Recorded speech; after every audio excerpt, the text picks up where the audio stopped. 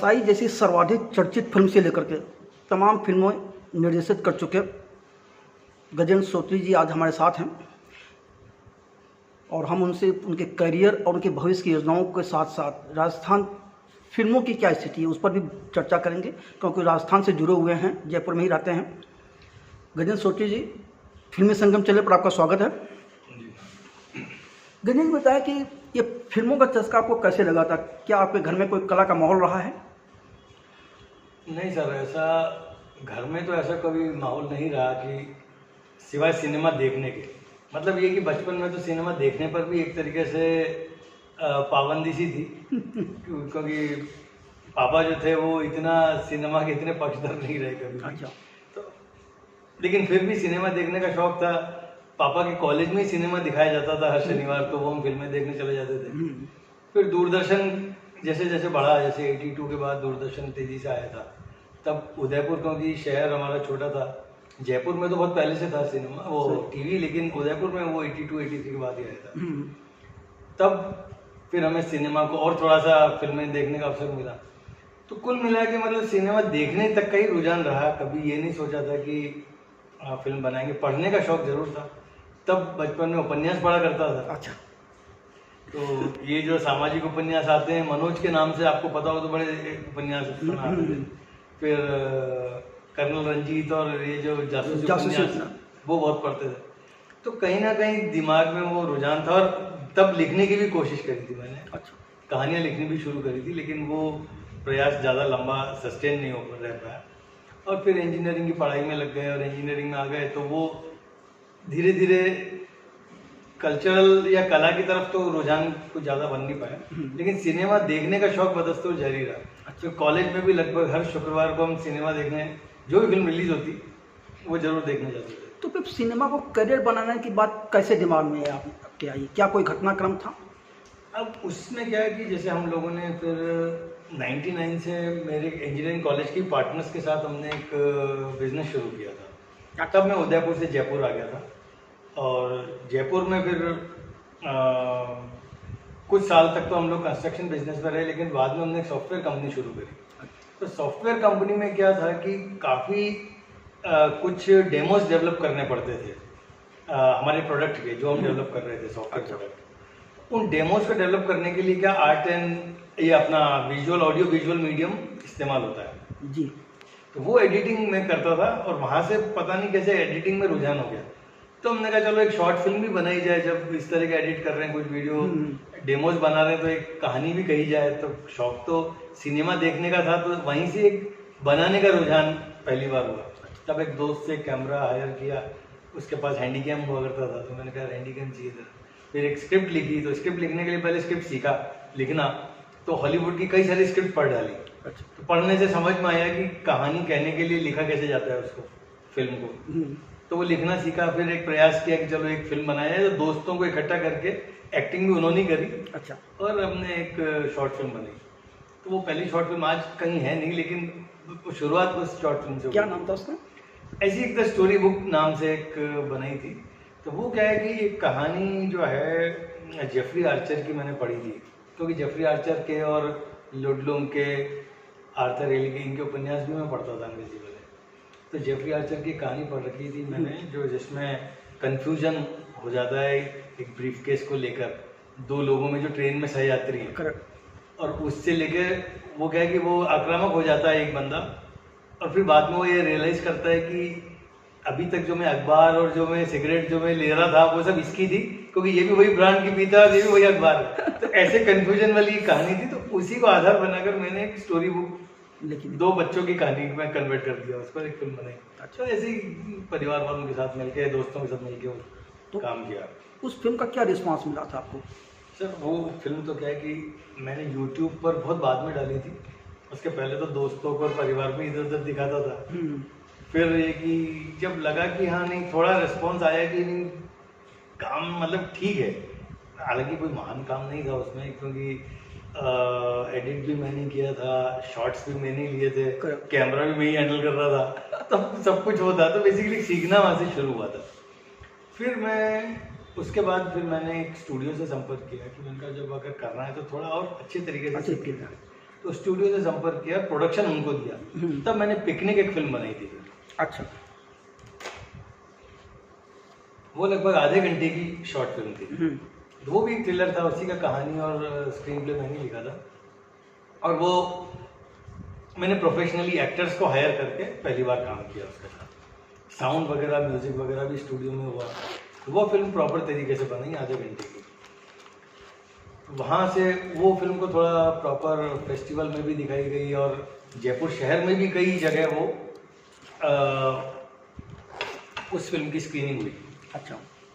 तो वहाँ से थोड़ा प्रोत्साहन हुआ। और फिर उन दिनों क्या था कि एक filmaka.com करके एक वेबसाइट थी, वो कॉम्पिटिटिव एवरी मंथ वो एक सब्जेक्ट देते थे और उस पर आपको एक फिल्म बनानी होती थी 3 मिनट्स की। तो 3 मिनट की ऐसी मैंने कई फिल्में उन फिल्माका के लिए बनानी शुरू करी। अच्छा।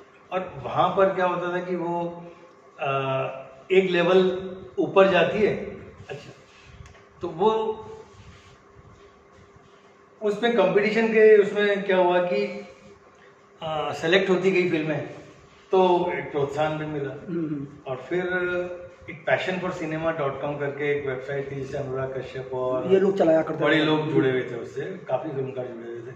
तो वहाँ मैं भी उनसे जुड़ा। तो उन्होंने एक 1 मिनट की फिल्म प्रतियोगिता वो आयोजित करते थे जी। तो पहली बार में मैंने 7 फिल्में सबमिट कर दी, 1-1 मिनट की बना के। तो वहाँ बड़े लोगों ने नोटिस किया, इवन अनुराग मेरा नाम उसी वजह से जानते हैं कि यार ये बंदा जो है इसे 7 फिल्में सबमिट करी। फिर मेरा जब उनसे मिलना भी हुआ था, जब वो देवडी जयपुर में शूट कर रहे थे, नहीं गुलाल, देवडी बनाने के बाद गुलाल शूट करने वो जयपुर आए थे जी। तब मेरी उनसे मुलाकात हुई थी। तब भी वो उसी रेफरेंस से पहचाने थे कि यार तेने 7 फिल्में सबमिट करी थी। और फिर सेकंड सीजन में उस फेस्टिवल के मेरी फिल्म विनर भी हुई थी। अच्छा।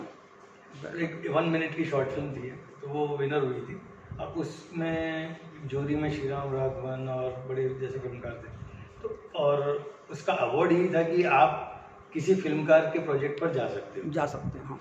तब मैंने नवदीप सिंह जो हैं वो भी उससे जुड़े हुए थे, तो उनकी बसरा एक फिल्म अंडर प्रोडक्शन थी। तब मैंने उनको ऑप्ट किया था कि मैं उनके साथ जाना चाहूँगा। और अनफॉर्चुनेटली खैर वो फिल्म बन नहीं पाई, वो ड्रॉप हो गई थी। वो मतलब सब कुछ हो गया था, प्री प्रोडक्शन हो गया था, फिर वो फिल्म नहीं बनी। तो मेरा जाना भी, वो जो मेरा रिवॉर्ड था वो व्यर्थ चला गया। सही बात। मैं उसको अवेल नहीं कर पाया। फिर लगा कि अब ठीक है, अपन छोटी फिल्में मैं कई बना चुका था, 2-2, 3-3 मिनट की फिल्माका के लिए मैंने 8-10 फिल्में बना ली थी जी। और एक पिकनिक बनाकर थोड़ा अनुभव हो गया था, तो मैंने कहा चलो मैं एक फीचर फिल्म भी ट्राई करी जाए। तब राम कुमार सिंह मेरे एक दोस्त थे, उस टाइम राजस्थान पत्रिका में थे। वो हम लोग वीकली बेसिस पर कुछ मित्र लोग मिला करते थे। अच्छा। एक जगह एवरी सैटरडे, और हम लोग कहानियाँ डिस्कस करते थे कि चलो कोई कहानी समझ में आएगी सबके, तो उसे मिलकर बनाएंगे। सब 2-2, 5-5 लाख रुपए डाल के एक फीचर फिल्म बनाएंगे। इस तरह का एक प्रयास हम करने के लिए कोशिश कर रहे थे। तो वो उसी के तहत एक राम कुमार की कहानी मैंने पढ़ी, मुझे अच्छी लगी। तो मैंने राम कुमार से कहा यार इसको अपन, चलो ये तो एक चल ही रहा है सामूहिक प्रयास, अपन एक फिल्म बनाते हैं, कोशिश करते हैं कोई अगर फाइनेंशियल मिल जाए तो ठीक है। ये तो बिल्कुल कम बजट से, कम से कम बजट में थोड़ी बहुत सेविंग्स मैंने कर रखी है, उसको लगा के कुछ बनाएंगे। तो भोभर जो मेरी पहली फीचर फिल्म है वो ऐसे बनी थी। तो हमने 8 दिन का शेड्यूल बनाया। अच्छा। क्योंकि हमारे पास उतने ही पैसे थे, हमारे पास 8 लाख रुपए। तो हमने कहा 8 लाख रुपए में राजस्थानी में बनानी पड़ेगी फीचर फिल्म। तब कई लोगों से सलाह भी ली, तो उन्होंने कहा देखो इतने छोटे बजट में हिंदी में प्रयास करने का तो कोई मतलब नहीं।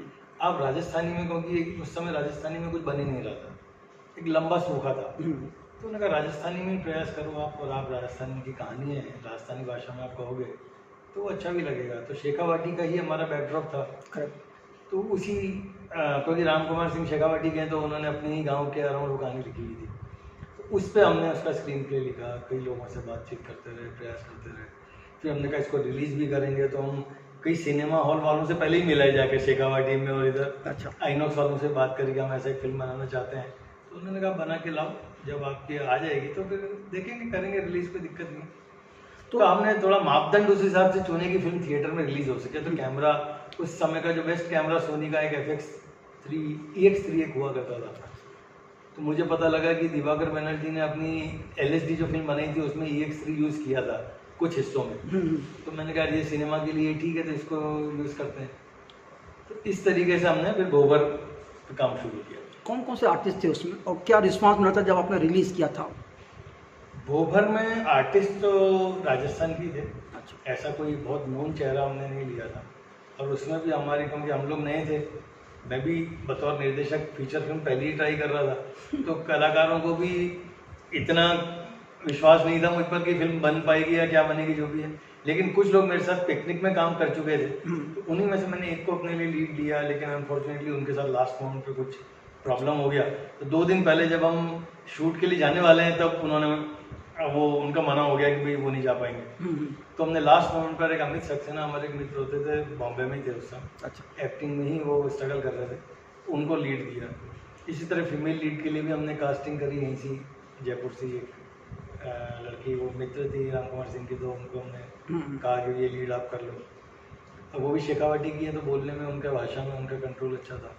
इसी तरह कुछ और पात्र जो हैं वो हमने सब जयपुर से ही किए। हाँ, हालांकि एक इंटरेस्टिंग बात यहाँ पर यह है कि वो फिल्म बहुत बड़ी हो सकती थी, लेकिन हमारे पास बजट नहीं था, क्योंकि वो स्क्रिप्ट मैंने भेजा था अपने इनको दीपक डोगरियाल को। अच्छा।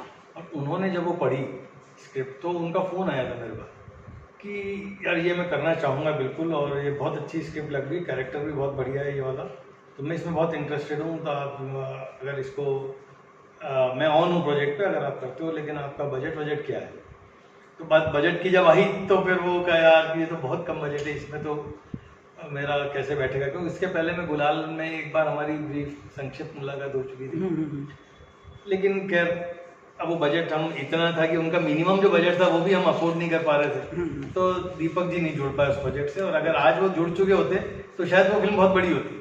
सही बात नहीं। तो अब कभी कभी कुछ ऐसे ही रह जाता, क्योंकि उस समय भी मैंने FTI के भी एक्टर्स से बात करी थी राजस्थानी के लेने से पहले, और कई लोगों से बात हुई थी, और उसी दौरान जयदीप अहलावत का भी नाम आया था, और उनसे भी मेरी बात हुई थी। अच्छा। तब जयदीप ने बोला कि यार मैं गैंग्स ऑफ वासीपुर में के लिए मैं बिजी रहूँगा, आप जो डेट्स है वो, क्योंकि गैंग्स ऑफ वासीपुर जब शूट हो रही थी ना वहाँ, उसी दौरान हम भोबर शूट करना चाहते थे। अच्छा। तो बोले मैं ऑलरेडी वहाँ कमिटेड हूँ, तो मेरा तो संभव नहीं हो पाएगा। तो चलो उनसे बात होके लगी, उनका नंबर भी किसी से मिला था, तो इसी तरह से बस करते रहे। फिर इवेंचुअली हमने कहा यार अब बनानी तो है, अब अपना जो बजट है इसी में बनाएंगे। तो 8-10 दिन के अंदर अंदर हमने उसको किया। आखिरी मतलब ये कि 2 दिन के शूट के बाद हमको लग गया था कि ये फिल्म 8 दिन में तो कंप्लीट ही नहीं होगी। अच्छा। तो हमने दिन रात शूट किया। हमारे मेरे DOP जो थे उनका सहयोग मुझे मिला, उन्होंने कहा सर अब पैकअप नहीं होगा, सीधा रैपअप ही करेंगे 6-7 दिन बाद फिल्म कंप्लीट करके। तो एक्टर्स को हम बीच में जब सीन नहीं होता था उनको रेस्ट दे देते थे। मैं और DOP हमेशा सेट पर ही रहते थे, मैं होटल ही नहीं गया उसके बाद। अच्छा। हमने होटल लिया था जो गांव से 9 किलोमीटर दूर था। तो मैंने कहा रोज रोज आना जाना फिर समय खराब करने से कोई मतलब नहीं, जो करना है नाना धोना सब यही करेंगे, सेट पर ही रहेंगे। और सेट हमारा बेसिकली राम कुमार सिंह का ही गांव था और उन्हीं का घर था। अच्छा। तो थोड़ी कुछ बेसिक सुविधाएं घर पे उपलब्ध थी हमें, तो चलो वहीं पे भी हमने कहा जाने की जरूरत नहीं है। तो दिन रात काम करते थे, शेड्यूल को थोड़ा सा रीअरेंज कर लिया कि रात वाले जो दृश्य हैं, इंटीरियर कुछ रात को भी हमने डे फॉर नाइट करके किया। तो उस तरीके से हमने निकाला उसको मतलब रादर। हाँ, जब फिल्म रिलीज हुई तो किस ढंग का रिस्पॉन्स था और किन थिएटरों में रिलीज की थी आपने? सर हमने उस समय UFO से हमने उसको अपलोड करवाया था। अच्छा।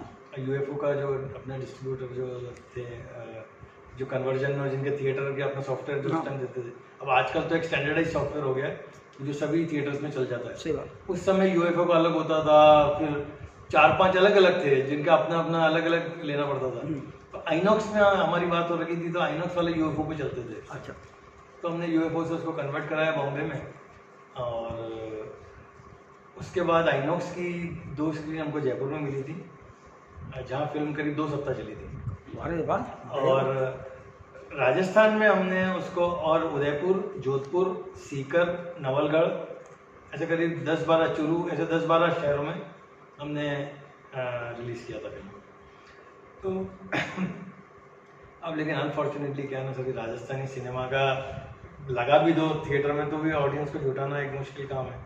हमारे पास उतनी फाइनेंशियल मसल भी नहीं थी कि हम दर्शकों को उसका प्रचार प्रसार लंबा चौड़ा कर पाते। करेक्ट। तो अपने ही पुल से जो थोड़े बहुत लोग आए थे, तो उदयपुर में जैसे बहुत अच्छा रिस्पांस था, जोधपुर में 2 दिन शो बहुत अच्छा चला। अच्छा। अब लेकिन चक्कर ये था कि उनका जो डेली किराया वो मांगते थे ना, वो कलेक्शन उससे कम आ रहा था थोड़ा। तो उन्होंने कहा कि सर ऐसा है कि आपके लिए लॉस मेकिंग है।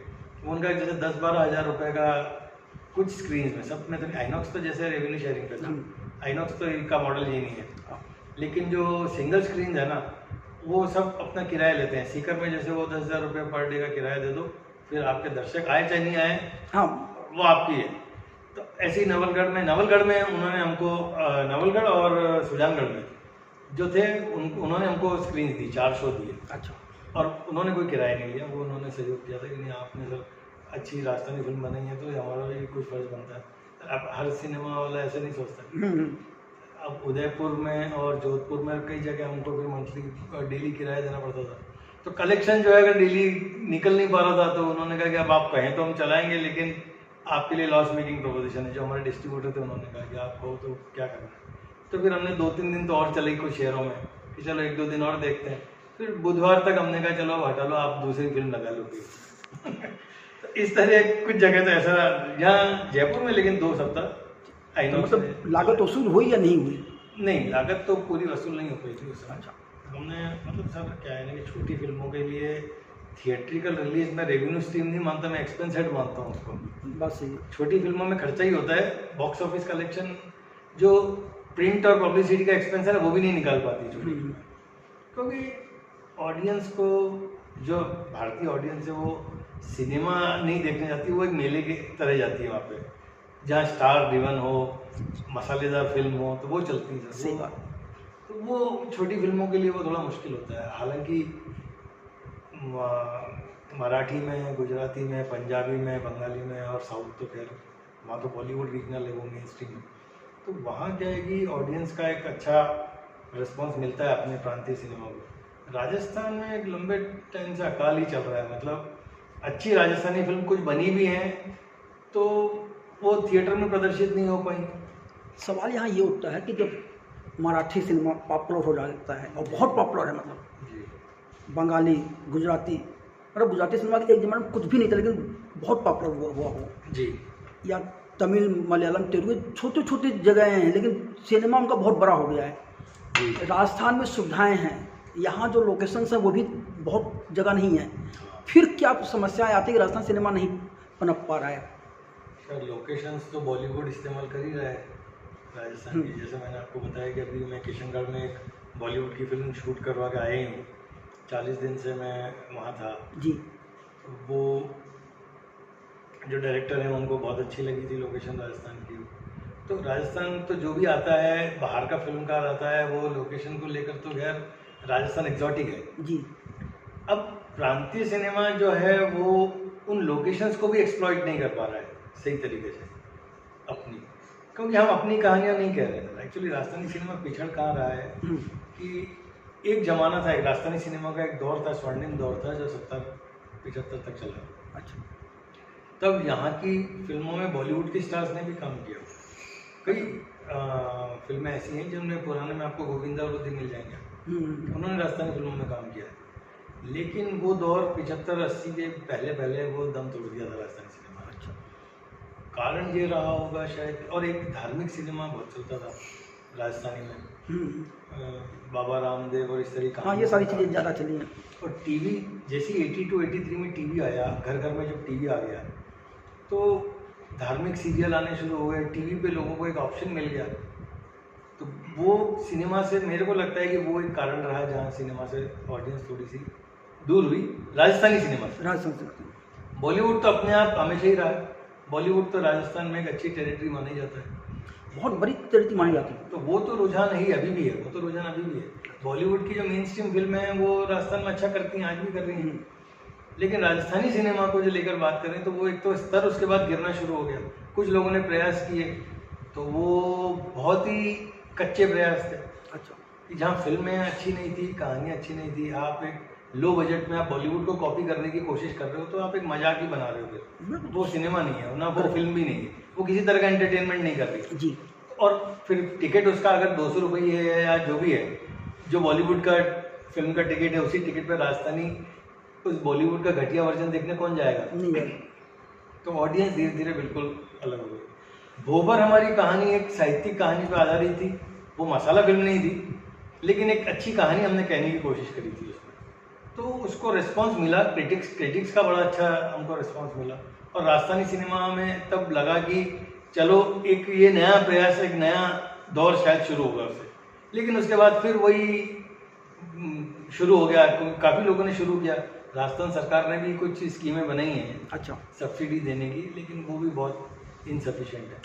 20-25 लाख रुपए वो कुछ देते हैं, जो भी वो तो मैक्सिमम है, उतना आज तक किसी को नहीं मिला। मिलेगा भी नहीं। 6-7 लाख 8 लाख रुपए की सब्सिडी कुछ फिल्मों को मिल सकी अभी तक, जो कि सेंसर हो जाने के बाद, थिएट्रिकल रिलीज होने के बाद वो सब्सिडी मिलती है। तब तक तो वो दम तोड़ चुका होता है प्रोड्यूसर बेचारा, उसको तो जरूरत उस समय जब वो फिल्म बना रहा है। बिल्कुल सही बात है।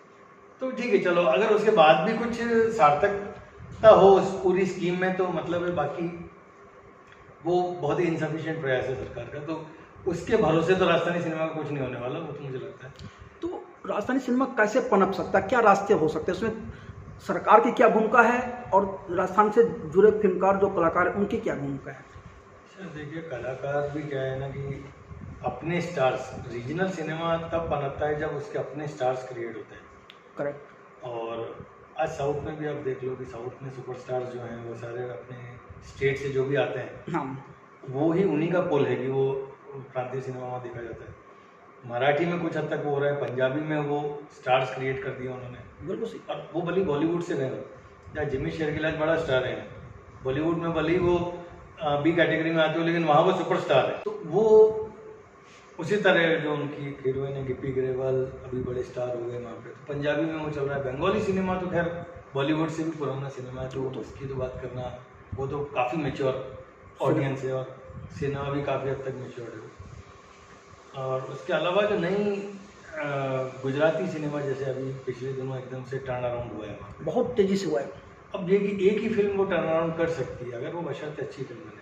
अभी पिछले दिनों एक राजस्थानी फिल्म अभी 6 तारीख को रिलीज हुई है थिएटर्स में, काफ़ी लंबे समय बाद। 8-10 थिएटर्स पूरे राजस्थान में लिए उन्होंने, और उन्होंने कलकत्ता, अहमदाबाद और बॉम्बे में भी एक थिएटर लिया है। अच्छा, कोई राजस्थानी डायस्पोरा वहाँ भी है तो उसके लिए।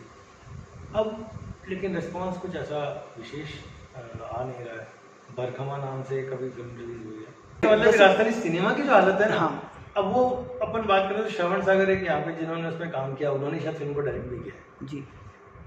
अब वो कहने को तो चलो वो कहते हैं कि भाई मैं स्टार हूँ, लेकिन आज बॉक्स ऑफिस पे पुल नहीं है क्या उनके है? नाम से। पर ये है कि अगर कोई फिल्म 2-3 लाख का बिजनेस भी नहीं कर पा रही है दिन में, तो बेकार। तो कोई पॉइंट नहीं है। आपसे सही अगर उसमें 25-50 लाख या 1 करोड़ रुपये भी लगा दिया है तो वो रिकवरी इम्पॉसिबल है मतलब। जी। और राजस्थानी सिनेमा में खैर मैं जहाँ तक समझता हूँ कि प्रयास छोटी फिल्मों के ही होने चाहिए, क्योंकि कोई निकलेगी फिल्म तो प्रॉफिटेबल तभी हो सकती है जब उसका बजट सीमित रहे। सीमित रहा।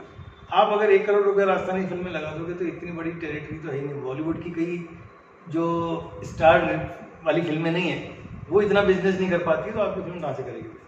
नहीं, दूसरी चीज़ की राजस्थानी कहानी सुननी पड़ेगी, राजस्थानी किरदार होंगे, और उस बजट को ध्यान में रख के आपको बनाना पड़ेगा।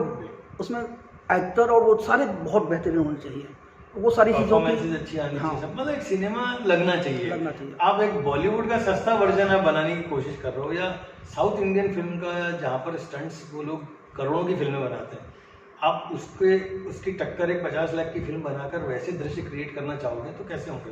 वो एक मजाक लगेगा स्क्रीन पर फिर वो। जिस मैं एक चीज़ और बताऊँ, जैसे महाराष्ट्र में एक छोटी जगह है मालेगांव। मालेगांव जी। मालेगांव के लोगों ने आज से 15-20 साल पहले अपनी फिल्में बनानी शुरू की, हाँ, और सुपरमैन ऑफ मालेगांव करके जो बड़ी चर्चित हुई थी और ये बहुत चर्चित हुई थी। और हालात ये कि उस फिल्म इंडस्ट्री को लेकर के अब रीमा कागती ने फिल्म बनाई है सुपरवाइजर मालेगांव, जो वहाँ की इंडस्ट्री जो एक छोटे से शहर में बन गई। हाँ, जो लोग बजट फिल्में बनाते हैं सारे, लेकिन सिनेमा का शौक है उस गांव में, क्या कर सकता है? लेकिन राजस्थान वाले वो भी नहीं कर पा रहे हैं। नहीं कर पा रहे। तो एक्चुअली कारण ये है कि यहाँ सिंसियरिटी नहीं है सर। अगर राजस्थानी सिनेमा नहीं पनप रहा है ना, तो उसका सबसे बड़ा कारण मैं मानता हूँ कि सिंसियरिटी नहीं है फिल्मकारों में, और कहानियों का चयन गलत है उनका। वो जिस तरह का सिनेमा बनाने की सोच रहे हैं उस बजट में, वो सिनेमा कागज़ पर ही फ्लॉप है। करेक्ट। अब बॉलीवुड को कॉपी क्यों कर रहे हो? अब अपनी कहानियां को, आज प्रांतीय सिनेमा जो बन रहा है वो अपनी कहानियां कह के बन रहा है। पंजाबी सिनेमा अपनी कहानी कर रहा है। अपनी कहानी कह रहा है, और अब वो अगर सुपरस्टार्स भी उनके बन गए हैं तो अब बजट बड़े किए उन्होंने। हाँ। शुरुआती फिल्म उनकी भी 25-50 लाख की रही होंगी, या 1 करोड़ की रही होंगी। सही बात। क्योंकि वो हालांकि टेरिटरी पंजाब राजस्थान से हमेशा से अच्छी रही है, तो 1-1.5 करोड़ की फिल्में आज वो 25-25, 50-50 करोड़ की फिल्में बना रहे हैं, क्योंकि फिल्में 50 करोड़, 60 करोड़ का, 100 करोड़ का बिजनेस कर रही है। बिल्कुल सही बात। तो बेसिकली फिल्म का बजट हमेशा उसकी पोटेंशियल रेवेन्यू जनरेशन कैपेसिटी क्या है उसी पे निर्भर करेगा। अगर राजस्थानी फिल्म अगर आपका 50 लाख रुपया कमा ही नहीं सकती है, तो आप इससे ज़्यादा पैसा लगा के अगर उस फिल्म को बनाओगे तो वो एक बहुत बड़ी रिस्क आप ले रहे हो। तो कहीं ना कहीं वो बैलेंस तो आपको करना पड़ेगा कि आपको कम बजट है तो कम बजट में जो कहानी सूट करती है वो बनाओ। 10 करोड़ की फिल्म को 50 लाख में बनाने की कोशिश मत करो, कभी मत। 20 लाख की कहानी है, 20 लाख में फिल्म बन सकती है तो उसको 20 लाख में बनाओ। सही बात। तो कहानियों का चयन वो गलत हो रहा है जहाँ तक मैं समझता हूँ। और इसलिए क्या होता है कि जब हाथ जला लेता है और फिर या फिर आप 5-7 लाख रुपए में आप बिल्कुल घास काट रहे हो, वो आपका पर्पज ही सब्सिडी उठाना है। हाँ, आप सिनेमा बनाने की कोशिश ही नहीं कर रहे। तो कई प्रोड्यूसर ऐसे हैं जिनको लगा कि चलो राजस्थान की स्कीम आई है, कुछ भी घास काटो, 2-5 लाख में कुछ बनाओ, उसका 10 लाख बजट दिखाओ, 2-4 लाख सब्सिडी ले लो, अपने 1-2 लाख रुपए निकल जाएंगे। बिल्कुल सही। और उसके बाद में क्या VCD बना के यूट्यूब पे फिल्म डाल देंगे, तो यूट्यूब पे देखते रहते हैं लोग उसके। तो वो सिनेमा और राजस्थानी सिनेमा ऐसे कैसे, मतलब इन प्रयासों से तो नहीं हो सकता। सरकार की क्या भूमिका होनी चाहिए जो नहीं हो पा रही है? सर सरकार की जैसे सब्सिडी की बात अपन ने करी है तो वो तो एक व्यर्थ व्यर्थ इनिशिएटिव है। हाँ। वो एक खाना पूर्ति है, कागजी वो है सरकार की तरफ से कहने को है कि हम कला को और सिनेमा को प्रोत्साहन देना चाहते हैं, वो सिर्फ उसकी खाना पूर्ति है। वो कोई सही मायने में ना तो कोई सिनेमा उससे बनेगा या सिनेमा को मदद मिलेगी। सही बात। लेकिन जो राजस्थानी सरकार कर सकती है वो भी नहीं कर रही है कि कम से कम सिनेमा हॉल्स में जैसे महाराष्ट्र में है कि मराठी फिल्म को कंपलसरी है लगाना, कंपल्सरी है। कोई 52 और प्राइम वीक्स टाइम में लगाना है। मतलब कुछ ऐसा है कि 52 दिन उनको देने ही पड़ेंगे साल में, ऐसा कुछ है। हाँ, और प्राइम टाइम में देना है। और प्राइम टाइम आपको देना पड़ेगा। तो वो एक ऐसा प्रयास है कि जहाँ पर, क्योंकि अभी क्या होता है कि सिनेमा वाले मना कर देते हैं कि नहीं भाई राजस्थानी फिल्म नहीं लगाएंगे, वो कोई बॉलीवुड फिल्म आ गई तो वो बॉलीवुड फिल्म ही चलाएंगे। कुछ नहीं है उनके पास तो फिर आप ले जाओगे भाई ठीक है चला दो, तो किराया मांगेंगे उसका फिर कि हमें किराया दे दो हॉल का, या शो खरीद लो आप हमसे। आप सप्ताह के आप डेली एक शो खरीद लो, शो में तुम्हारा लगाओ, आए तो तुम्हारे नहीं आए तो तुम्हारे। सही बात। वो रेवेन्यू मॉडल, बिजनेस मॉडल ये होता है, तो उसमें घाटा ही होता है।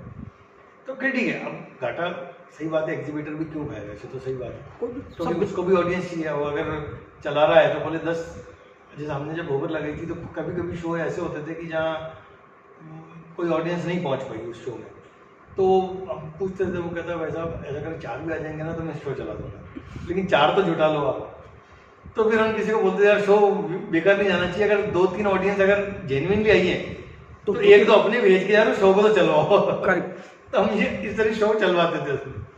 अब हालांकि और कुछ शो पे अच्छा क्राउड था, कभी कभी 100 लोग भी आए देखने। उदयपुर में संडे का एक शो में करीब 150 लोग थे। क्या बात। और वो हमारी ऑडियंस नहीं थी, वो गाँवों से आए थे वो लोग। अब वो उदयपुर वाले ने वो फिल्म उतार दी, वरना अगर वो कंटिन्यू करता ना तो शायद हमारी फिल्म को थोड़ा वर्ड ऑफ माउथ मिलता, प्रचार मिल जाता, प्रचार मिलता।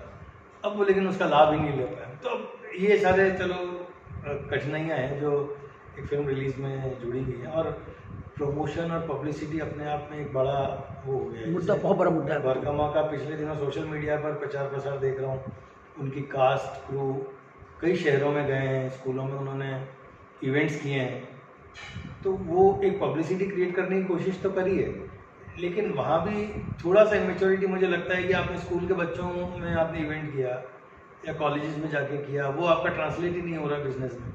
नहीं, ये जो नया सिस्टम शुरू हुआ है कि स्कूल में चले जाइए, कॉलेज में, बॉलीवुड वाले भी यही कर रहे हैं। ये भी कर रहे हैं।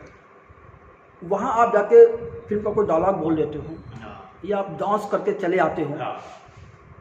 और वो जो लोग हैं वो वहाँ सिर्फ इसलिए इकट्ठे या तो पैसे दे के आए हुए हैं, या वो इसलिए आए कि सेल्फी मिलेगी, हम अपने दोस्तों में हीरो बनेंगे, बस। वो फिल्म देखने नहीं जाएगा आपका। तो वही है कि मतलब फिल्म के प्रति लोगों में रुचि जगह, उत्सुकता, ऐसा कोई प्रयास नहीं हो रहा है सर। वो अब स्टार का अट्रैक्शन होता है सर। मैं ये मानता हूँ कि एक एक्टर जो है, अब राजस्थानी सिनेमा में क्या है कि सर, या तो हम जो प्रयास पहले हुए कि बॉलीवुड के किसी एक्टर को हम लेकर आए और उससे के साथ राजस्थानी सिनेमा बनाए, तो कुछ एक बेटर प्रयास हो सकता है। जैसे कि एक फिल्म राजस्थानी में ही बनी थी और बिज्जी की कहानी थी, विजय दान देसाई की कहानी थी, और संजय संजय मिश्रा, उन्होंने उसमें लीड रोल किया था। और वो केंचुली के नाम से वो फिल्म अल्ट्रा Correct. में खरीदी थी। और वो फिल्म तो वो क्या है कि वो एक ऐसा प्रयास है कि वो नोटिस होता है। नोटिस होता है। उसी तरह एक FTI के डायरेक्टर है दिनेश करके हैं, वो राजस्थान के हैं, उन्होंने संजय मिश्रा को ही लेकर एक फिल्म पानी की समस्या पर बनाई थी, आहा जिंदगी। वो भी ZEE5 पर है, लेकिन उसको थिएट्रिकल रिलीज नहीं मिला, जबकि वो फिल्म नेशनल अवार्ड जीती राजस्थानी में।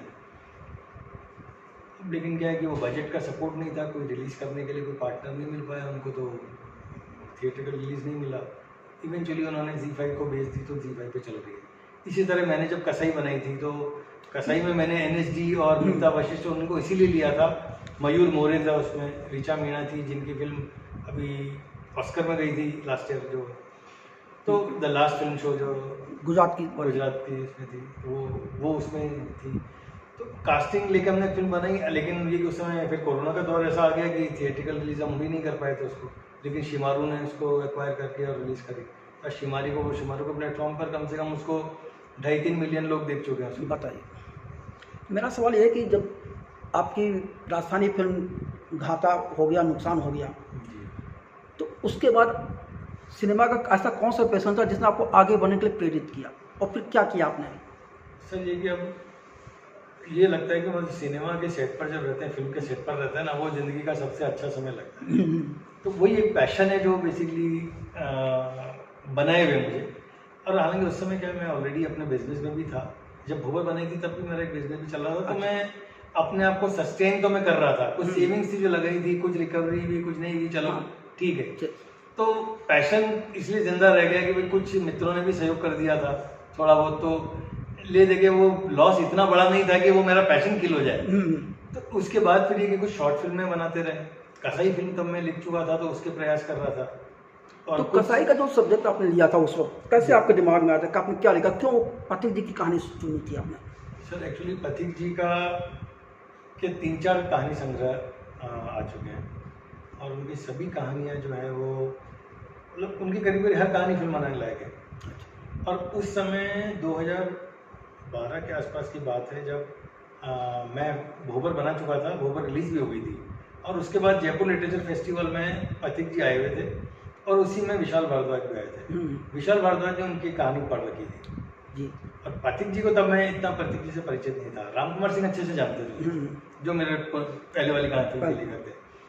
तो वहाँ पर विशाल और वो सब थोड़ा हाइप मिल गया ना, तो पथिक जी, क्योंकि मैंने कहा पथिक जी से चलो इनकी कहानियाँ जब इतनी, विशाल जब स्टेज पर बोल रहा है कि इनकी कहानियाँ जो है ये प्रेमचंद हैं हिंदी से के नए राजस्थान के, तो उनकी कहानियाँ तो अपने को पढ़नी चाहिए, क्योंकि मैं हमेशा कहानियाँ पढ़ने का और उसका मेरा रुझान रहता है। तो मुझे लगा चलो कहानियाँ पढ़ते हैं।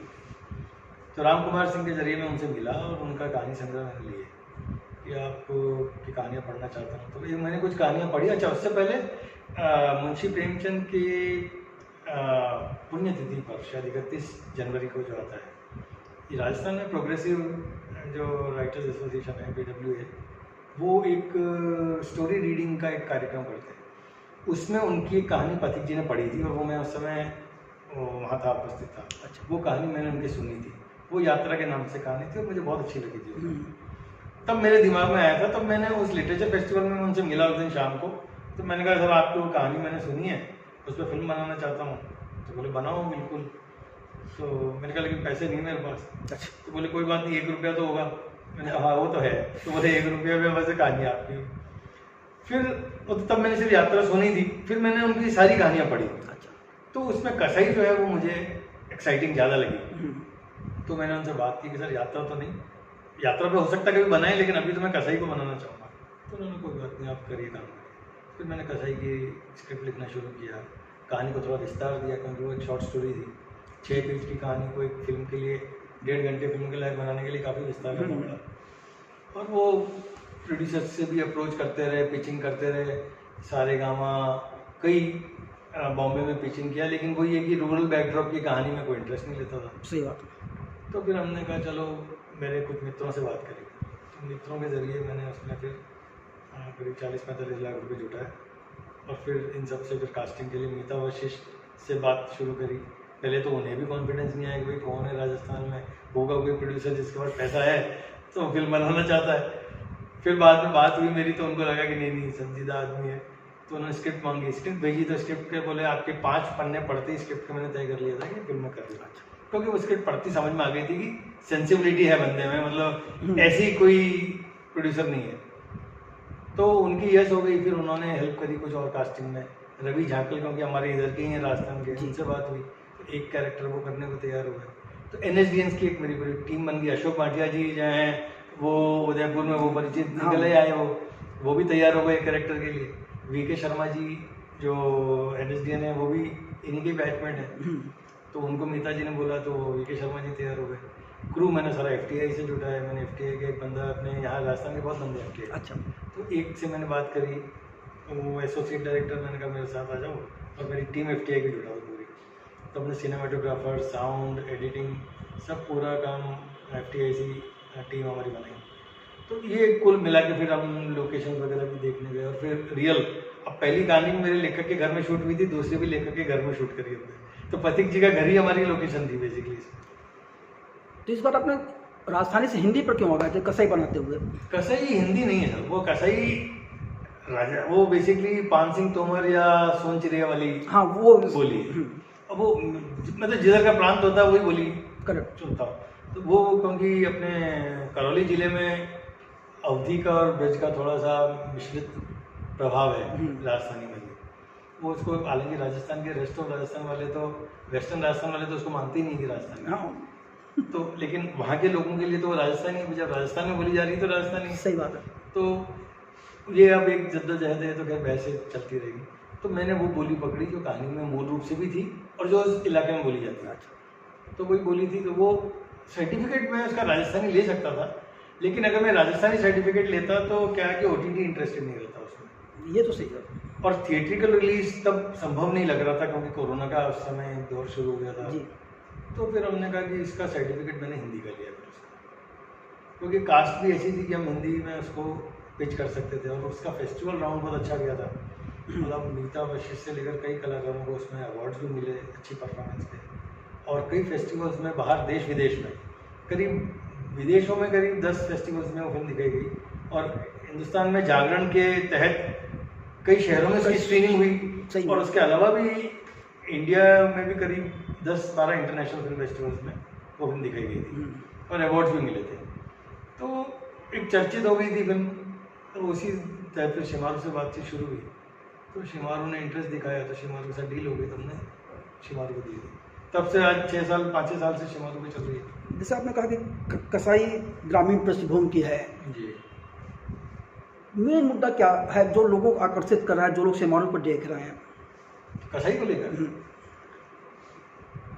सर, अब मूल रूप से तो मेरे ख्याल से कहानी ही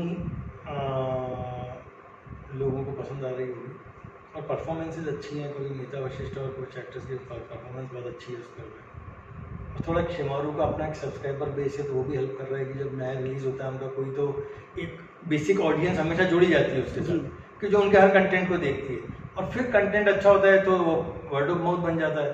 फिर शिमारू ने उसके कुछ रिव्यूज़ भी करवाए थे, वो रिव्यूज़ अच्छे आए थे, तो वो वर्ड ऑफ माउथ थोड़ा बना। फिर यूट्यूब पे लोगों के, हालांकि यूट्यूब पे तो उन्होंने 6 महीने बाद डाली थी, उनके प्लेटफॉर्म पर के जरिए वो एयरटेल एक्सट्रीम, टाटा प्ले, ऐसे कई माध्यमों पे उपलब्ध थी, फिल्म अभी भी है शायद। तो वो एक वर्ड ऑफ माउथ मेरे को लगता है कि जो उस फिल्म का काफ़ी पॉजिटिव रहा होगा, इसीलिए इतने व्यूज़ उसके जनरेट हो सकते। जहाँ तक मुझे याद है उसमें खाप पंचायत का मामला भी है। नहीं सर, खाप तो वैसे हरियाणा में चलता है, राजस्थान में खाप का सिस्टम तो नहीं है, लेकिन हाँ ऑनर किलिंग जी हाँ मान सकते हैं। ऑनर किलिंग भी नहीं है एक्चुअली, वो क्या है कि सर वो राजनीतिक कहानी है पूरी। एक गांव के अंदर जो राजनीतिक 2 परिवारों में जिनमें लड़का लड़की जिनमें प्रेम हो जाता है, और उन्हें एक आपत्तिजनक स्थिति में उनके घर का एक मेंबर देख लेता है और बात बिगड़ जाती है, सही बात। तो उनके राजनीतिक समीकरण बिगड़ जाते हैं उन दोनों परिवारों के, क्योंकि एक परिवार सरपंच का है और दूसरा किंग मेकर है। उनकी इक्वेशन बिगड़ती क्या होता है कि उसके वोट जब सरक जाते हैं ना, तो सरपंच जो है अपना जो भी वर्तमान में जो सरपंच है उसको लगने लगता है कि सरपंच हाथ से निकल जाएगी। तो ये चीज़ उसके बेटे को मतलब बड़ी नागवार गुजरती है, तो अपने वो सरपंच के पोते को यानी अपने बेटे को वो गांव से जाने को कह देता है कि जब तक चुनाव नहीं हो जाए तो शहर चला जाए। और होता क्या है कि वो वहाँ बीमार पड़ जाता है तो समय से पहले आ जाता है, और इन फिट ऑफ रेज वो बाप के हाथों बेटे की मौत हो जाती है। तो ऑनर किलिंग नहीं है, अपने ही बाप के हाथों मारा जा रहा है बेटा बेसिकली। हाँ, है तो वही है बस। तो वो लेकिन वो मारा तो गया, लेकिन वो एक फिट ऑफ रेज में मारा गया, बाद में उसको रियलाइज हुआ मेरे हाथ से क्या हो गया। लेकिन वो क्या होता है कि मालूम पड़ने के बाद भी वो उसको कवर अप करने में लग जाता है परिवार कि कैसे इसको कवर अप किया जाए। अब धीरे धीरे क्योंकि बात खुलने लगती है तो उनको लगता है कि अगर ये बात बाहर आ गई तो जो भी थोड़ी राजनीतिक संभावना सब बिगड़ जाएगी। तो लेकिन ले दे के मामला फिर जो उसकी माँ है, जो मीता वशिष्ठ ने जो रोल प्ले किया है, उसकी माँ एग्रेसिव होती है, वो कातिलों को सजा दिलाना चाहती है अपने परिवार को, अपने पति को। तो वो एक फैमिली और इंटरनल कन्फ्लिक्ट, एक माँ का, परिवारों के आपसी सदस्य का, उनका जो एक समीकरण है, और प्लस राजनीतिक समीकरण जो है, जो गांव में जो चल रहा है, जो सरपंची चुनाव आने वाले हैं, वो एक माहौल है। तो इसी सब माहौल में वो कहानी कही गई। ये जो पूरी कहानी है और जो माहौल है, वर्तमान परिस्थितियों में कहाँ आपको फिट बैठता है? आपको लगता है यही सारी हर गांव में हो रहा है? हर गांव में यही हो रहा है, हर गांव में, क्योंकि चुनावी माहौल जो हमने दिखाया है तो वो बिल्कुल रियलिस्टिक है। कैसे शराब बांटी जाती है, कैसे इक्वेशन बिगड़ती है, कैसे वोटों की एनालिसिस होती है, कितने परिवार कितने, क्योंकि 2-2.5 हज़ार वोट एक ग्राम पंचायत के होते हैं सरपंच से। अमूमन बड़ी पंचायत होगी तो 3-4 हज़ार हो जाएंगे, इससे ज़्यादा बड़ी होती है तो स्प्लिट ही कर देते हैं लोग। तो वहाँ पर जो जिस तरीके का इलेक्शन के दौरान जो माहौल होता है, हमने उसी को यूज़ करने की कोशिश करी है। और एक परिवार जो अपनी सरपंची बचाने के लिए अपने घर में एक्सीडेंटली वही एक्सीडेंटली मौत, हाँ, लेकिन उसी को कवर अप कर रहा है, और कवर अप करने के लिए वो किसी भी हद तक जा रहा है। तो वो माँ से बर्दाश्त नहीं होता, माँ फिर खुल के सामने आ जाती है और वो सारा भंडाफोड़ कर देती है। तो उसी प्रयास के तरह वो माँ को जो है वो मतलब जला दिया जाता है, और वो हाँ, तो वो पूरी कहानी फिर वो एक अलग ही क्रूअल मोड़ ले लेती है पूरी, और एंड भी थोड़ा सा डार्क है इसका कहानी में। हाँ, तो वो क्योंकि कहानी की ज़रूरत थी तो मैंने उसको डार्क ही रखा, क्योंकि वहाँ हैप्पी एंडिंग की कोई गुंजाइश नहीं थी, क्योंकि उस माहौल में कोई हैप्पी एंडिंग होती नहीं है, हो ही नहीं सकती। तो जो एक रियलिस्टिक मुझे लगा वही मैंने उसका एंडिंग रखा। कसाई नेशनल इंटरनेशनल लेवल पर काफ़ी सराही गई, तमाम लोग जानते भी हैं, तो उसकी वजह से जो फायदा आपको मिलना चाहिए था वो नहीं मिल पाया। क्या हाँ कमी रही, क्या हो गया? सर अब यह है कि कारण ये रहा है कि मैं तो मुंबई शिफ्ट अगर हो जाता उस समय, लेकिन कोरोना की वजह से क्या है कि वो 2 साल ऐसे निकले कि वो एक समय ही निकल गया। सही बात। और उसकी वजह से क्या है कि कसाई का जो प्रभाव था वो भी धीरे धीरे 1.5-2 साल में खत्म हो गया। कोरोना गया जब तक कसाई 1-1.5 साल पुरानी फिल्म हो चुकी थी, और वो जो एक शेमारू का जो एक लाभ उस समय तात्कालिक मिल सकता था, वो मैं लाभ उस समय उठा नहीं पाया कोरोना की वजह से। तो कालांतर में फिर क्या है कि मैं यहाँ की भी मेरी कुछ रिस्पॉन्सिबिलिटीज़ हैं, तो एकदम छोड़ के मैं मुंबई जा नहीं सकता था। तो इसलिए मैंने 4-5 साल पहले ही अब निर्णय लिया है कि अब मैं फुल टाइम फिल्म मेकिंग में 5-6 साल से ही, उसके पहले मैं क्योंकि बिजनेस की रिस्पॉन्सिबिलिटीज़ भी थी तो वो भी कर रहे थे साथ में, तो इसलिए वो शायद लाभ मैं पूरी तरह उठा नहीं पाया उसका। अब लगता है कि अब ठीक है, देखो मेरा पैशन सिनेमा बनाना है, मेरा पैशन ये नहीं है कि मैं 100 करोड़ की फिल्म बनाऊँ या 200 करोड़ की फिल्म बनाऊँ, मैं ये कि बस सिनेमा बनाता रहूँ, अच्छी कहानियाँ कहता रहूँ। और राजस्थानी में कहने को मिल रही है अभी स्टेज के माध्यम से, स्टेज एक OTT आया है जो राजस्थानी और हरियाणवी में है। अच्छा। तो मेरी जो भी लास्ट फिल्म मैंने उनके लिए वेब सीरीज़ बना चुका हूँ मैं, वकील साहिबा के नाम से। अभी भवानी के नाम से एक फिल्म, फीचर फिल्म भी मैंने बनाई है, वो राजस्थानी और हरियाणवी दोनों में रिलीज़ हुई है, और वो करौली वाली ही भाषा है जो कसाई में यूज़ करी। अच्छा। उसी भाषा में हमने, या बोली में बनाई है। और अभी एक फिल्म उन्होंने और ऑफर करी तो उस पर भी काम चल रहा है, राइटिंग।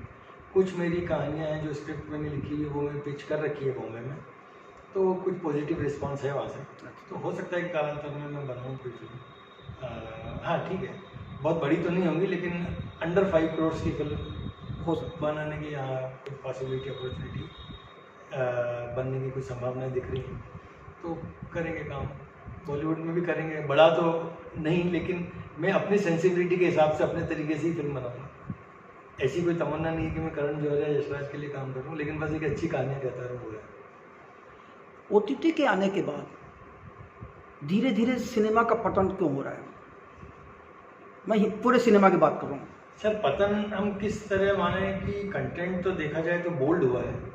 अगर वो बोल्डनेस को हम अगर ये माने कि सिनेमा में भाषाई स्तर पर या सामाजिक या बोल्डनेस के हिसाब से उसमें जो एक डिटेरियोरेशन आया है, तो वो माने तो फिर भी ठीक है कि हाँ कारण हो सकता है, वो कारण रहा हो।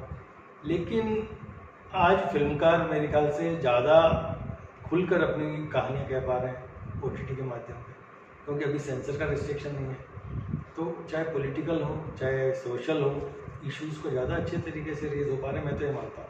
तो OTT पर पतन हुआ ये तो मैं नहीं कहूँगा। हाँ, कुछ OTTs ही सी ग्रेड कंटेंट बना रहे हैं, तो वो एक परिवार के साथ बैठने वाला कंटेंट जो है वो हमें थोड़ा वॉचफुल रहना पड़ता है। तो इसलिए उस कंटेंट के पहले की वार्निंग्स को पढ़ना ज़रूरी है जब आप परिवार के साथ कोई भी कंटेंट देखने बैठे हैं OTT पे, तो वहाँ सतर्क रहने की ज़रूरत ज़रूर है, लेकिन अच्छा कंटेंट भी आ रहा है। मेरा सवाल ये था कि OTT आने के बाद सिनेमा का पतन हो रहा है। मतलब देखिए, पिछले 3 साल में कोई फिल्में सफल नहीं हो रही बॉक्स ऑफिस पर। 2024 में देख लें तो जनवरी से अगस्त आ गया, स्ट्रीट 2 के अलावा किसी फिल्म ने कमाई नहीं की। ये स्थितियाँ क्यों आ गई हैं? जी, वो तो देखो सर, उसका तो एक बहुत बड़ा कारण कोरोना के टाइम पर जब 2 साल का एक लो पीरियड आया बॉलीवुड के लिए, जब सिनेमा हॉल ही बंद हो गए थे, तो उस समय OTT ने उस गैप को फिल किया और लोग भी फ्री हुए। तो घरों में बैठकर जो उन्होंने OTT पर कंटेंट देखना शुरू किया, तो उन्हें ज़्यादा अच्छा कंटेंट जब घर बैठे मिल रहा था, तो बॉलीवुड से एक बार रुझान कम हुआ लोगों का, एक दूरी बन गई और फिर ऑप्शन भी नहीं था। और कोरोना के बाद जब थिएटर खुलने शुरू हुए तो एक भय था, उस भय से निकलने में, कोरोना के भय से निकलने में भी आज तक वो भय, आज भी कोरोना के केस कहीं आ जाते हैं तो अचानक से एक अलार्म तो हो ही जाता है। सही बात। तो वो, हालांकि अब तो फिर भी हम बहुत नॉर्मल हो गए हैं, लेकिन कोरोना ऑफिशियली ख़त्म होने के बाद भी कम से कम 6 महीने से साल भर तक ऐसा दौर रहा है जब आदमी खुलकर सिनेमा हॉल में या ऐसी भीड़ भरी जगहों को अवॉइड करता था। तो वो था, फिर धीरे धीरे कुछ कंटेंट बॉक्स ऑफिस के लायक आया नहीं, स्टार्स जो थे उनका कंटेंट बनना जब शुरू हुआ तो वो बॉक्स ऑफिस में आने में समय लगा। तो मेरे ख्याल से वही एक कारण था कि एक जो सिनेमा फिल्में रिलीज ही नहीं हो रही थी, तो वही एक कारण मुझे लगता है कि सिनेमा का एक जो रुझान है ऑडियंस का वो थोड़ा कम हुआ, लेकिन धीरे धीरे अब पिक कर रहा है। यार हम बॉलीवुड की भी बात करें तो 2024 में जो स्टार हैं, अक्षय कुमार हुए, अजय देवगन, इनकी भी फिल्में सफल नहीं हुई। साउथ वाले भी अपनी फिल्में रिलीज़ करने से डर रहे हैं। ये हालात क्यों बने हुए? सिनेमा ये पतन नहीं है तो क्या मानेंगे आप इसको? नहीं सर, वो आप सही कह रहे हैं कि उसका जो मैं कारण समझता हूँ, OTT ने इंडियन ऑडियंस को सिनेमा को समझने में भी थोड़ी मदद करी, क्योंकि OTT पर जो इस तरह का कंटेंट हम देख रहे हैं वो मसाला कंटेंट ही नहीं है। मसाला कंटेंट तो आता है, वो थिएट्रिकल रिलीज के बाद आता है, लेकिन कई इंडिपेंडेंट जो स्वतंत्र फिल्में बनती रही हैं और अच्छी फिल्में जो सिर्फ OTT के लिए बन रही हैं, और वेब सीरीज जो कंटेंट आ रहा है, वेब कंटेंट जो सीरीज वाला कंटेंट जो है वो काफ़ी अच्छा आ रहा है। अच्छा। चाहे नेटफ्लिक्स हो, चाहे अमेजोन हो, चाहे कोई दूसरे प्लेटफॉर्म्स हो, तो वो एक ऑडियंस को जो सिनेमा की समझ आई है, तो वो मसाला फिल्मों से उनकी थोड़ी दूरी बनी है। आप मसाला फिल्में आप देखेंगे तो सिर्फ शाहरुख खान और सलमान खान और ये जो टॉप 4-5 स्टार्स हैं उन्हीं की चल रही है जी। बाकी B कैटेगरी या C कैटेगरी के एक्टर्स अगर कोई मसाला फिल्म लेकर आ रहे हैं तो वो नहीं चल रही है। और अक्षय कुमार और बाकी जो हैं अच्छी फिल्म उनकी आती है तो उनकी भी चलती है। अब वो रन ऑफ द मिल है, अगर वो बनाते रहेंगे तो मेरे ख्याल से वो तो कहानी का उनका चयन या स्क्रिप्ट का चयन, वहाँ थोड़ी कमजोरी हो सकती है उनकी। एक आरोप और लग रहा है कि बॉलीवुड ने पिछले कुछ वर्षों में 4-5 साल में कहीं ना कहीं प्रोपेगेंडा फिल्में ज़्यादा बना डाली और दर्शक ने सारी प्रोपेगेंडा फिल्में देखना बंद करने के साथ ही सिनेमा से मुंह मोड़ लिया है। आपको क्या कहना है इस बारे में? मैं ये तो नहीं कहूँगा कि सारी प्रोपेगेंडा फिल्में फ्लॉप हुई है। कई प्रोपेगेंडा फिल्मों ने तो बहुत ज़्यादा बिजनेस किया है, अब मैं नाम नहीं लूँगा लेकिन आप भी जानते हो। तो मिक्स रिस्पॉन्स है और इसीलिए कहीं कहीं तो प्रोपेगेंडा फिल्में ही बनाने की कोशिश हो रही है, क्योंकि हम ऐसे मुद्दों को उनमें डालने की कोशिश कर रहे हैं जो ऑडियंस के हिसाब से उन्हें लगता है कि ऑडियंस को पसंद आएंगे, तो कोशिश करी जा रही है, साहस प्रयास भी हो रहा है। तो ऑडियंस तो देखो एक फिल्म हिट करती है तो एक फ्लॉप कर देती है।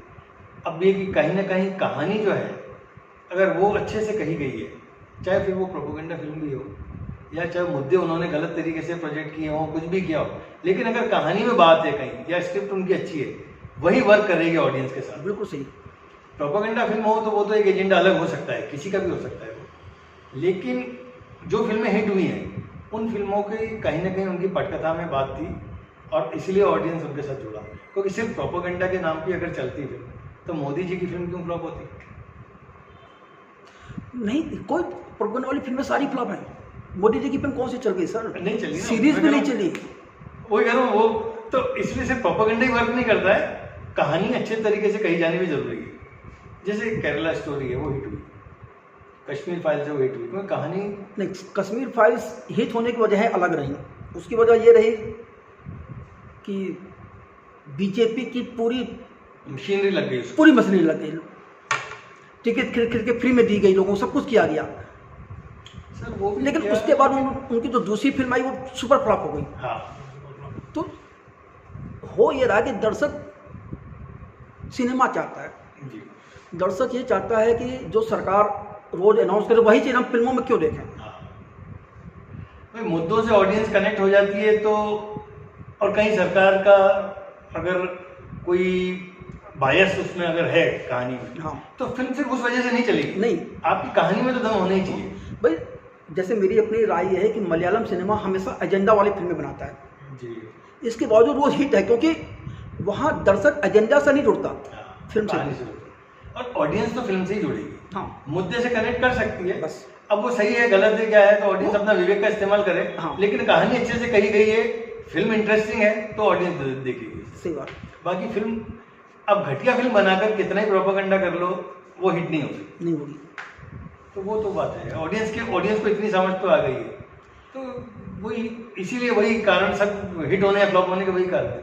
अच्छा, एक चीज़ सर, एक चीज़ और देखने में आ रही है कि जितने स्टार, चाहे पंकज त्रिपाठी हो, चाहे राजकुमार राव हो, जो भी हैं, नवाजुद्दीन सिद्दीकी हो, जो OTT पर हिट हो गए हैं वो सिनेमाघरों में नहीं चल पा रहे हैं अब। हालांकि आज उसमें मनोज वाजपेयी का भी नाम आप जोड़ सकते हाँ, मनोज वाजपेयी भी उसी में हैं। है। उनकी भैया जी जो उनकी फिल्म आई वो इतना नहीं चली, बिल्कुल नहीं चली। जबकि वो वेब सीरीज के वेब तो स्टार हैं। हाँ। OTT का तो स्टार हो गए स्टार हो गए हैं। पंकज त्रिपाठी शायद OTT के बहुत बड़े स्टार बहुत हैं। बड़े सर।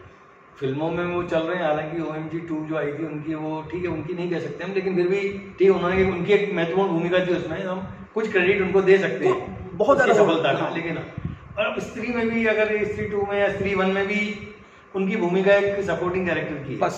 तो वो वहाँ वो सपोर्टिंग कैरेक्टर में ही चल रहे हैं। हाँ अभी लीड को लेकर तो उनकी, चलो मैं अटल हूँ एक आई, वो चलो एक बायोपिक है, वो एक अलग बात है। बिल्कुल, वो भी बिल्कुल नहीं चली। हाँ, तो वो भी नहीं चली।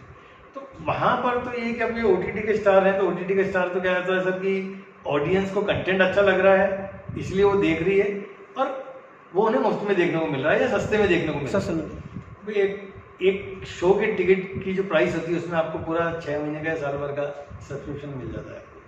आज सिनेमा हॉल में आप जब भी जाते हो तो आज जो टिकट की दरें हैं वो भी एक बहुत बड़ा कारण है ऑडियंस को दूर करने में, क्योंकि अब हम स्वतंत्र फिल्म और मेन स्टार वाली फिल्म की प्राइसिंग में हम डिफ्रेंशिएशन नहीं करते। बिल्कुल सही बात। स्वतंत्र फिल्म में लोग अगर स्टार नहीं है तो आप उसकी टिकट 100 रुपये रखो, 150 रुपये रखो बस। और आमिर खान है, आप वो तो करते हो, बढ़ाते तो हो। आमिर खान और स्टार्स की फिल्म पहले सप्ताह में तो 500 रुपये 1000 रुपये तक टिकट आप रखते हो। जी। लेकिन अब वही डिफ्रेंशिएशन जब स्टार नहीं है तो 100 रुपये भी करके रखो ना, करना चाहिए ना। वो करना चाहिए। लेकिन तब भी आप 300 रुपये रखोगे तो 300 रुपये में मेरी टिकट जाके वो एक ऑडियंस के लिए एक हिंड्रेंस हो जाता है, ब्लॉक हो जाता है। क्योंकि आज सिनेमा देखना क्या हमारे लिए एक फेस्टिवल की तरह होता है। जब कोई फैमिली तय करती है कि हम सिनेमा हॉल देखने जाएंगे, तो फेस्टिवल सिनेमा हॉल में फिल्म देखने जाएंगे, तो वो वहाँ पे खाएंगी पिएगी भी, वो पूरा आनंद लेंगे और उनको नाच गाना और सब मसाला चाहिए उनको। जी। क्योंकि वो एक मेले की तरह है, वो उनको एंटरटेनमेंट के लिए गए, वो एंजॉय करने गए, वो सिनेमा को अप्रिशिएट करने नहीं गए वहाँ पे। बिल्कुल सही। तो उसमें उनका खर्चा 1000 1500 2000 का एक परिवार का हो जाता है। तो 2000 2500 का खर्चा आदमी महीने 2 महीने में एक बार ही कर सकता है, जो एक मध्यम वर्गीय परिवार है। चलिए, दूसरा एक सबसे बड़ा जो जंगल, जैसे हमने बीच में थोड़ी सी उसकी चर्चा की कि जो फिल्मों की असफल होने की मेन वजह यह है कि पब्लिसिटी का जो तरीका है, और चाहे वो मार्केटिंग कंपनी की गलती हो, चाहे PR की गलती हो, चाहे कलाकार की खुद की गलती हो, एकदम बदल गई है। ये लोग तमाम शहरों में घूमते हैं, जी लेकिन इनके पास पत्रकारों से मिलकर अपनी फिल्म के बारे में बात करने के लिए समय नहीं होता है। और पत्रकारों के किसी न कहानी बताना चाहेंगे, न कैरेक्टर बताना चाहेंगे। अब फिल्म के बारे में ऐसी कोई बात नहीं बताते जिससे दर्शक में उत्सुकता पैदा हो। तो क्या आपको नहीं लगता इस वजह से भी दर्शक दूर हो रहा है सिनेमा से? हाँ, वो भी एक कारण है, क्योंकि क्या होता है कि उनका मार्केटिंग का एक ही एजेंडा होता है कि स्टार पावर जो है उसकी, उससे पुल क्रिएट करना है बस उनको। कहानी तो उन्होंने जो भी कही है अपने हिसाब से अच्छी कही है, कोशिश करी अच्छी कहने की। तो कई दफ़े तो उन्हें डर भी लगता है कि हम अगर सब कुछ यहाँ बता देंगे तो हो सकता है ऑडियंस आई ही नहीं, क्योंकि उनकी कहानी में दम ही नहीं है। वो तो एक उन्होंने अपने हिसाब से एक मसाला फिल्म बनाई है। हाँ, तो मसाला फिल्म में क्या कहानी, क्या बोलेंगे ऑडियंस को? तो वो कहते हैं कि भाई ठीक है, हमारी फिल्म में ये है स्टार, ये गाने हैं, ये आइटम डांस है, जो उनको लगता है कि जो ग्लिटर है हाँ। सिनेमा का, उस ग्लिटर को हाईलाइट करते हैं। और कंटेंट तो हम जानते हैं बॉलीवुड के मेन स्ट्रीम में कंटेंट कहाँ आता है। आप कुछ फिल्मों को छोड़ दें तो बाकी तो सब मार धाड़ मसाला एक्शन वही है। जॉनर बेच रहे हैं, हम कहानी कहाँ बेच रहे हैं। सही बात। तो वो ऑडियंस तो उसी के हिसाब से जाती है फिर देखने। कुछ लोगों की राय होती है कि भाई हम सोशल मीडिया पर जबरदस्त प्रचार कर लेंगे, सब कुछ हो जाएगा। और मैं ऐसे लोगों से सवाल पूछता हूँ कि भाई अमिताभ बच्चन के 1 करोड़ से ज़्यादा फॉलोअर्स हैं, शाहरुख खान के भी लगभग 1 करोड़ फॉलोअर्स हैं सोशल मीडिया, तो इनकी फिल्म को देखने 1 लाख आदमी क्यों नहीं आता है? सर बात कोई कंटेंट ही बिकेगा। फिल्म वर्ड ऑफ माउथ से चलती है। हाँ। स्त्री 2 भी वर्ड ऑफ माउथ से चल रही है। वो किसी रिव्यू या उससे आदमी जज करता है थोड़ा बहुत, लेकिन एक वर्ड ऑफ माउथ जो आता है ना कि हाँ नहीं फिल्म इंटरेस्टिंग है, मज़ा आया, तो स्त्री 2 की सफलता के जैसे कारण हुई है। या किसी भी फिल्म की सफलता का कारण वर्ड ऑफ माउथ ही है। या किसी को लगता है कि नहीं शाहरुख खान की फिल्म में शाहरुख खान गजब लगा है, इसमें बहुत अच्छा दिखा है, तो भी लोग देखने चले जाते हैं, कहानी कुछ भी हो। तो वो कुछ ना कुछ पॉजिटिव अगर वर्ड ऑफ माउथ बन जाता है फिल्म का किसी भी कारण से, किसी भी फैक्टर को लेकर, तो वो एक बहुत बड़ा कारण होता है फिल्म को बॉक्स ऑफिस पे चलाने का। और कंटेंट का मतलब यही है कि कुछ ना कुछ पॉजिटिव उस फिल्म से ऑडियंस ले रही है, तो कंटेंट में हम दम मान सकते हैं। सिनेमा को अप्रिशिएट करने के लिहाज से हो सकता है वो कंटेंट की परिभाषा अलग हो, लेकिन ऑडियंस को, इंडियन ऑडियंस को जो कंटेंट समझ में आता है वो ये कि उनका एंटरटेनमेंट पूरा हो रहा है, उनको 12 घंटे मतलब 2 घंटे उनको या 2.5 घंटे उनको आराम से गुजरे, तो वो उनके लिए वो बहुत है। इससे ज़्यादा अपेक्षा वो रखते नहीं है जो आम दर्शक जो सिनेमा हॉल में जा रहा है। सिनेमा को अप्रिशिएट करने वाले तो हिंदुस्तान में मेरे ख्याल से 5 या 10% वो OTT पर देख लेते हैं अच्छी फिल्में, उनको वहाँ कंटेंट मिल जाता है। चाहे विदेशी फिल्में भी देखने को मिल जाती हैं, इंटरनेशनल सिनेमा मिल जाता है, रीजनल सिनेमा मिल जाता है। आज हम हर प्रांत का सिनेमा हम OTT पर देख सकते हैं, करीब करीब सारी फिल्में रिलीज होती हैं जी। तो वो एक सहूलियत वैसी हो गई है। तो हमारा एक जो ज़रूरत है बौद्धिक एंटरटेनमेंट की, वो पूरी हो रही है OTT से। जैसे मैं आज सिनेमा हॉल में जाकर फिल्म देखने से मुझे कोफ्त होती है कि अब 2-2.5 घंटे की फिल्म के लिए 4-5 घंटे क्यों खराब किया, जबकि वो फिल्म अगर ऐसी देख, आज सर बॉक्स ऑफिस का हिट कंटेंट इस पर आ जाता है ना OTT पे, तब भी मैं नहीं देखता। अब उन फिल्मों को देखने के वो टाइम खराब करना है, इसका 2-2.5 घंटे क्यों खराब किया जाए। और जिसका वर्ड ऑफ माउथ अच्छा होता है और जहाँ क्रिटिकल रिव्यूज आते हैं जिसके फिल्म के अच्छे हैं, तो वो फिल्म देख लेते हैं। वो थिएटर में वैसे भी वो 1-2 दिन में उतर जाती है या 1 सप्ताह मुश्किल से चलती है, तो वो देखनी पड़ती है, उसमें मजबूरी का हमें OTT पर ही देखनी हो सकती। सही बात। तो वो ज़रूरत पूरी हो रही है तो ठीक है। तो वो, लेकिन अब वो दर्शक वर्ग छोटा है, क्योंकि बॉक्स ऑफिस पे जो हिट करवाता है, जो लाखों का करोड़ों का रेवेन्यू जनरेट होता है, उसके लिए वो आम दर्शक ही चाहिए। सही बात। गजेंद्र जी, आपकी आगे की क्या योजना है? सर कुछ स्टेज OTT के लिए एक फिल्म पर काम चल रहा है अभी, एक राइटिंग में है, उनसे डिस्कशन चल रहे हैं अभी। तो कहानी और स्क्रिप्ट डेवलपमेंट को लेकर बातचीत चल रही है, तो वो हो सकता है कि हम 1-2 महीने पे हम फ्लोर में जाएं। अच्छा। और वो स्टेज पे रिलीज हो जाएगी साल के अंदर। और कुछ मेरी स्क्रिप्ट से जिन पे काम चल रहा है, जो बॉम्बे के कुछ प्रोड्यूसर्स हैं, मैंने कुछ पिच कर रखा है उनको, तो कुछ स्टूडियोज उनसे बात चल रही है।